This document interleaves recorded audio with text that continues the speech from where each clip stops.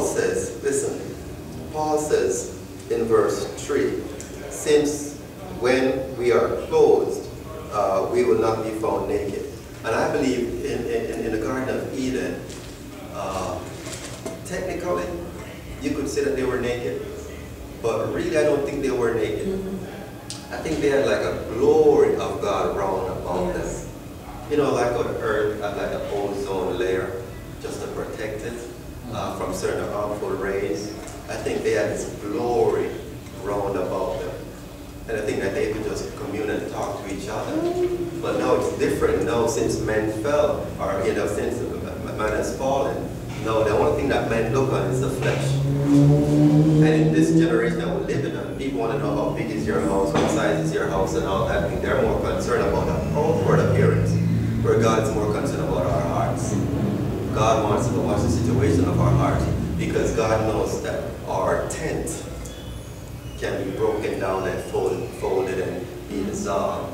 He's more concerned about the heart. That's why I said that my favorite verse, and this is 2 Corinthians 2:15. 2 Corinthians 5 verse 16, where it says, now we know no man after the flesh. Bless you. We know no man after the flesh. No matter how someone dressed nice, no matter how elegant they speak, no matter how flamboyant they are, no matter what they look like in the flesh, you don't know them after the flesh. When you speak to them or you watch them, try to understand what's going on in the heart. Because no matter how they look and how they speak and how they, carry on, there's something going on in the heart. Isn't that how God selected David as a king? Yes. When his father Jesse said, look at this one, big in stature, look at that one, big in stature. And God keeps saying to the prophet, no, I'm not here to look at the outward appearance. And even Samuel, the prophet said, man, this one, surely this is the one. God said, no. Why? Because God is looking at the heart. Yes. So God wants us to know, you know no man after the flesh, or no woman. No matter how she wants to dress nice, no matter what she wants to put on, like what we read in Proverbs, what's that, verse 4 to verse 7 or verse 8, talks about how the woman dressed and how she's trying to seduce and lure the young, simple person just to abuse that person. No man after the flesh. When you talk to them, when you look at them, you need to find out what's going on in the heart. Yes. You need to find out what's going on, what's going on with them in the heart.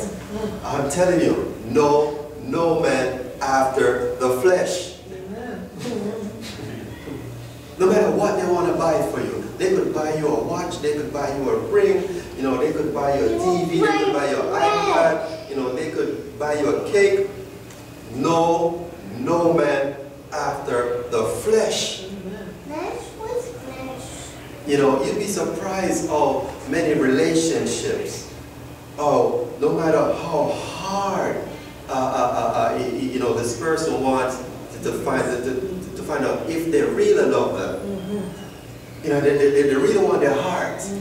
But instead, the person gives them everything else. They would take them shopping, buy them all the clothes in the world, ask them if they, what do you want? And they would give them the word.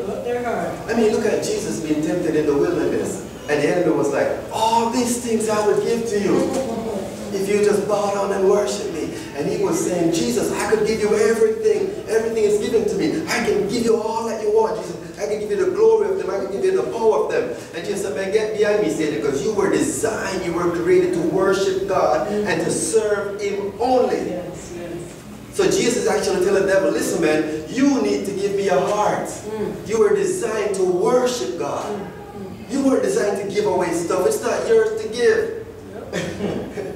Jesus looked at him and said, man, listen, I don't know you after the flesh. I don't want to know you based on what you can give to me. I want to know you based on your heart. But his heart is so deceived, that his heart is so false, that he had to get that rebuke from Jesus.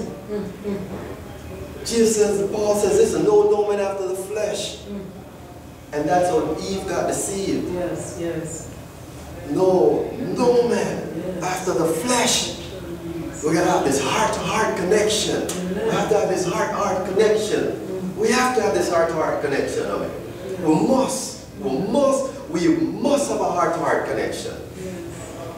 I don't want to know no man after the flesh. I want to know that you have a heart for God.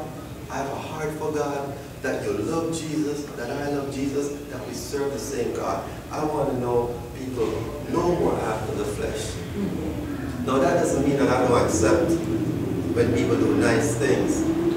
We ought to do nice things. You know, if you can buy the shirt for somebody, buy the shirt. Buy them a suit. Buy them a cake. Send them a card. Do all that stuff. Do all that you can. But in all you're giving, make sure they can feel your heart in it.